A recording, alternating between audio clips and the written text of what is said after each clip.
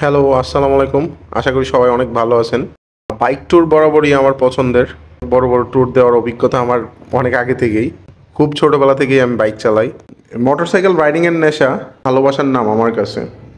Highway দিয়ে শহর ছাড়িয়ে দূর দূরান্তে বাইক নিয়ে ছুটে চলার আনন্দই অন্যরকম। হঠাৎ করে আমরা প্ল্যান করি আমরা রংপুর যাব। আমার সাথে ছিল 3টা ছোট ভাই। বাইকে করে লং ট্যুর দেওয়ার জন্য পূর্ব প্রস্তুতি অবশ্যই দরকার।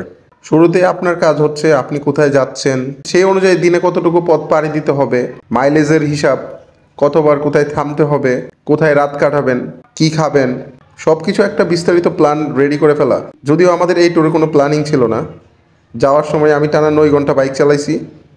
আমরা শুধু রংপুর না, রংপুরের বাইরে আমরা ফুলবাড়িয়া যাওয়া হয়েছে আমাদের, তারপরে কুড়িগ্রাম, তারপরে আরও অনেকগুলো সুন্দর সুন্দর জায়গায় গেছি। ইন্ডিয়ার বর্ডারে গিয়ে আসছি। সো সবগুলো জায়গার নাম মনে নাই। আমরা এখন যাচ্ছি রংপুরের ঐতিহাসিক স্থাপনা তাজহাট জমিদার বাড়ি। চাইলে ঐতিহ্যবাহী এই স্থাপনা ঘুরে আসতে পারেন। জমিদারি শাসন আমলে প্রাচীন শাসন ব্যবস্থা প্রচলন ছিল বাংলাদেশেও। রংপুর জেলার তাজহাট, ডিমলা, কাকিনা বিভিন্ন এলাকায় বেশ কিছু জমিদার বংশ ছিল। তাদের ছিল বিশাল আয়তনের জমিদার বাড়ি। তার মধ্যে সবচেয়ে বিখ্যাত ছিল তাজহাট জমিদার বাড়ি। এটি তাজহাট রাজবাড়ি নামেও পরিচিত। রংপুর শহর থেকে 3 কিলোমিটার দক্ষিণ পূর্বে তাজহাট জমিদার বাড়ি অবস্থিত। এই জমিদার বাড়িটির একটি অংশকে রংপুর জাদুঘর বলা হয়।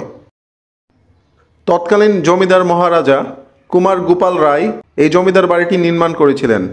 এটি নির্মাণে সময় লেগেছিল প্রায় 10 বছর। পাঞ্জাব থেকে আগত মান্নালাল রায় প্রতিষ্ঠাতা ছিলেন। পেশায় তিনি ছিলেন একজন স্বর্ণকার। 1984 সাল থেকে 1991 সাল পর্যন্ত এই জমিদার বাড়িটি বাংলাদেশ সুপ্রিম কোর্টের আঞ্চলিক কার্যালয় হিসেবে ব্যবহৃত হয়।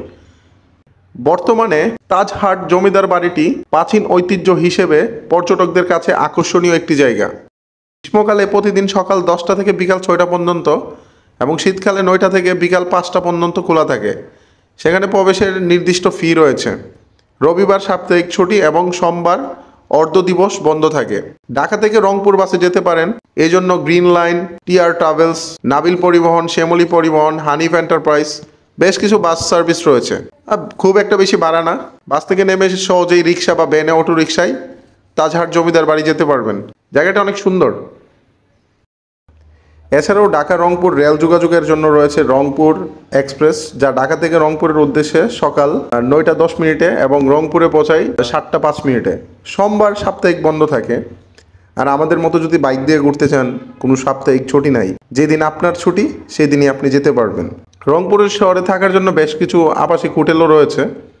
হোটেল গোল্ডেন টাওয়ার, হোটেল দি পার্ক, হোটেল শাহ আমানত। খাবারের জন্য অনেক রেস্টুরেন্ট, হোটেল রয়েছে। আমরা এখানে ডিসকাস করতেছিলাম, সুমন তার অনুভূতি প্রকাশ করতেছিল। 16 একর জমির উপর জমিদার বাড়িটির চারিদিকে অনেক ফুল গাছ। অনেক সুন্দর একটি আকর্ষণীয় জিনিস হচ্ছে জীবন্ত গাছ দিয়ে তৈরি শহীদ মিনার, নৌকা, ব্যাট ও হৃদয়ের আকৃতি। জমিদার বাড়িটি প্রায় 210 ফুটের মতো প্রশস্ত এবং 4 তলার সমান উঁচু। এখানে এসে এখানকার ইতিহাস সম্পর্কে জানতে পেরে আমার খুব ভালো লেগেছে। এখানে আর সময় বেশি নষ্ট না করে আমরা আবার রওনা দিলাম আমাদের বাসার উদ্দেশ্যে। নয়ন ছিল ছোট ভাই, নয়নকে রংপুর শহরে রেখে আসলাম। বাইক নিয়ে একটা কথাই বলতে চাই, it's not a race, it's a journey, so enjoy the moment.